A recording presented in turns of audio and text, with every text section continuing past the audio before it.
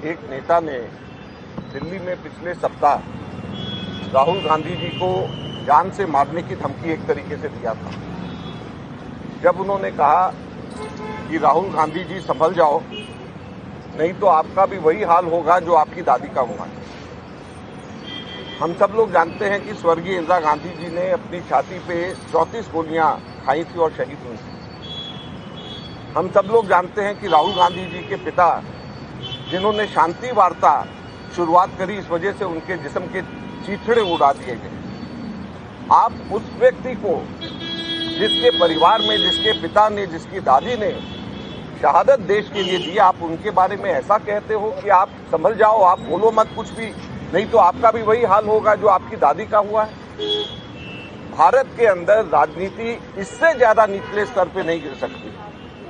चलिए, एक व्यक्ति ने कह दिया, हो सकता है उसके अपने निजी विचार हो सकता है कि वो अपने आकाओं को खुश करना चाह रहा हो, लेकिन ना तो उसके आकाओं ने, ना भारतीय जनता पार्टी के नेताओं ने उसको चुप कराने की कोशिश करी, ना उसकी भर्त्सना करी। उसके 2-3 दिन के बाद में भारतीय जनता पार्टी के ही सहयोगी दल ने, उसके एक नेता ने, विधायक ने ये कह दिया कि राहुल गांधी जी की जो जुबान काट करके लाएगा उसको 11 लाख रुपए मिलेंगे। क्या ये राजनीति है?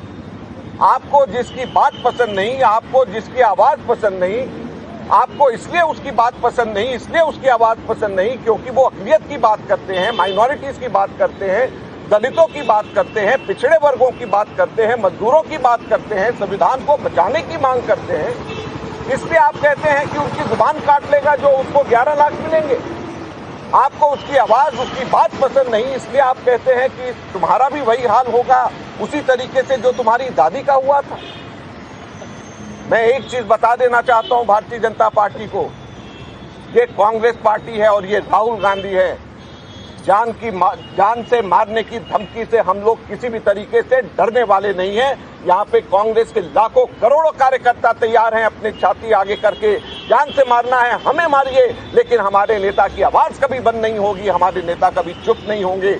इसी प्रकार से हमारे नेता दलितों के, पिछड़े वर्गों के, अक़लियतों के और कुचले वर्गों के कॉन्स्टिट्यूशन को बचाने के लिए इन सब की आवाज हमारे नेता उठाते रहेंगे। ये आज हम कहना चाहते हैं और सरकार को भी ये कहना चाहते हैं कि वो संभल जाए, अपने लोगों को संभालें, अपने लोगों को बचाएं, उनको बताएं। और ये कोई एक जगह, 2 जगह नहीं है।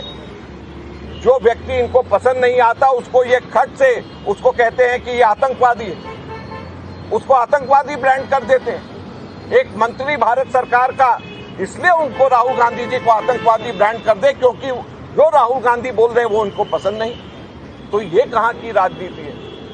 एक नेता कह दे कि इनको मार दिया जाए जान से, इनकी जुबान काट ली जाए क्योंकि उनकी बात उनको पसंद नहीं आ रही। तो इसलिए आज हम लोगों ने यहाँ पे पुलिस कंप्लेंट करी है कि इनके खिलाफ सख्त से सख्त कानूनी कार्रवाई करी जाए।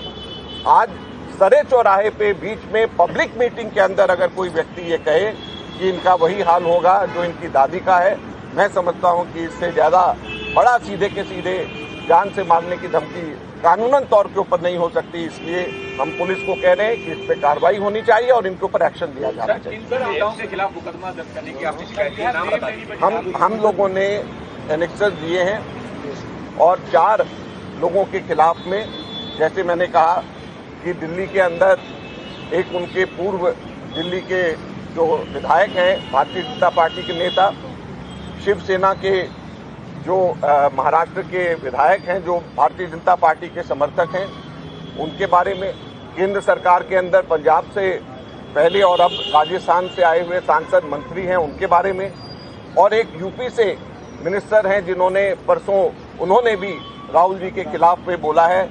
ये चारों के खिलाफ में हम लोगों ने बाय नेम हमने कहा है कि इनके खिलाफ में FIR होनी चाहिए। कल कांग्रेस अध्यक्ष